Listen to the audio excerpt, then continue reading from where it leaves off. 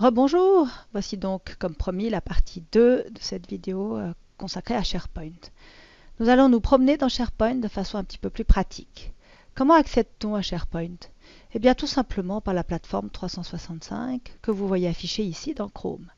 Dans la partie verticale sont affichées les icônes d'accès aux différentes applications et c'est là que nous allons trouver le S pour SharePoint avec ces petites bulles un petit peu verdâtres.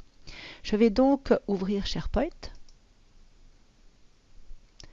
Nous sommes dans ce que j'ai coutume d'appeler une espèce de grand hall d'entrée. Vous vous rappelez que dans la partie 1, j'ai comparé SharePoint à un grand immeuble avec plein d'appartements.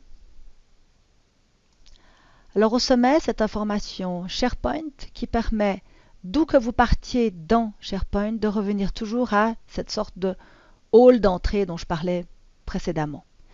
À sa droite, la zone de recherche. Oui, vous pouvez rechercher un fichier, un site, une personne, etc. Dans la partie gauche, section suivi, récent, des menus assez traditionnels. Vous comprenez aussi assez facilement que l'étoile creuse veut dire que le site n'est pas suivi, qu'il est à suivre, et que lorsque l'étoile est pleine, eh bien, le site est suivi. À la place de suivi, on pourrait dire épinglé, favori. Ça sera la même chose. Dans la partie droite, nous avons les actualités des sites, informations pertinentes sur les sites que vous suivez ou que vous fréquentez régulièrement. La deuxième section, ce sera les sites fréquents. C'est comme à gauche, c'est un affichage simplement plus visuel sous la forme de vignettes. Et puis la dernière section tout au fond, qui parle des sites suggérés. Alors, ces suggestions proviennent de votre place dans la société. Et malheureusement, le résultat n'est pas gérable par vous. Ouvrons un site d'équipe. Alors, pour aller plus vite, je l'ai déjà fait. Donc, j'ai plus qu'à cliquer sur l'onglet Office Doc vide. Je n'ai pas du tout modifié ce site. Il se présente tel qu'il est au sortir du processus de création. Vous rappelez aussi que j'ai comparé les sites d'équipe aux sites de communication et des appartements avec des pièces. Alors, accueil, c'est un petit peu comme un petit hall d'entrée avec certaines informations. De nouveau, on retrouve des actualités pertinentes à ce site, les dernières activités, etc. Et puis le bouton modifier ici permettra de personnaliser cette page. La pièce d'après, c'est la pièce conversation. En fait, c'est un accès à Outlook Online, c'est pour ça que je ne vais pas cliquer dessus. C'est là que l'on déposera un message pour tout le groupe, mais c'est aussi là qu'on trouve divers outils de gestion du site. Ah bon, c'est pas dans SharePoint? Vous allez peut-être trouver ceci bizarre, mais oui, c'est comme ça. Outlook se retrouve comme un complément additionnel de gestion relativement important, mais c'est un développement plutôt adapté à une formation SharePoint.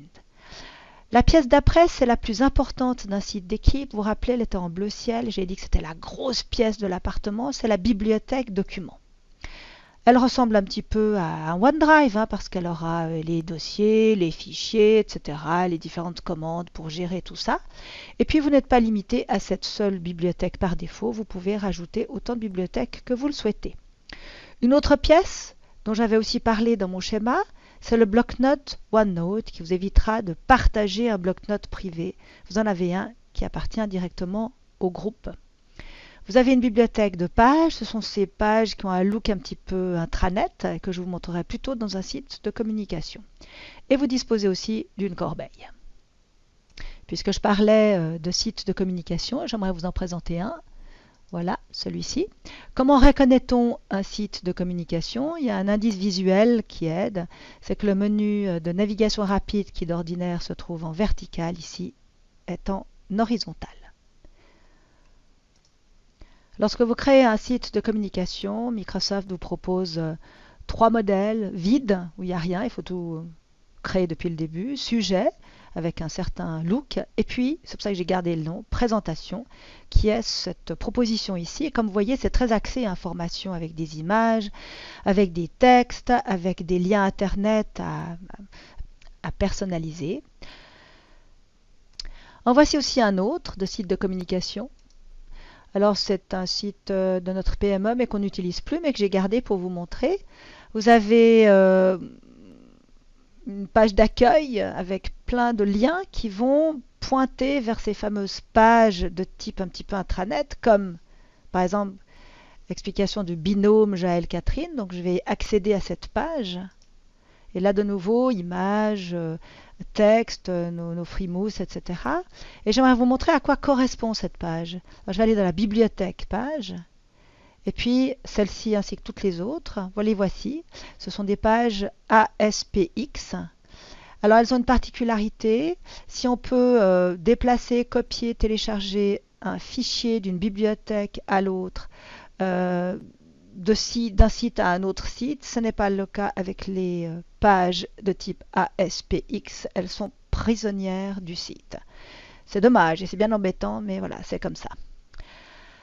Voilà, j'ai fait un petit peu la promenade que je vous avais mentionnée en début de vidéo. Il y aurait encore bien d'autres choses à dire. Il y a des choses spécifiques à SharePoint en matière de gestion des bibliothèques. Il y a aussi l'aspect de la synchronisation locale. Mais tout ça fera soit l'objet de vidéos spécifiques, soit plutôt d'une formation plus complète. Et puis par contre, je vais peut-être vous retrouver dans la vidéo numéro 4, celle qui est consacrée à une introduction à Teams. Alors peut-être à tout à l'heure.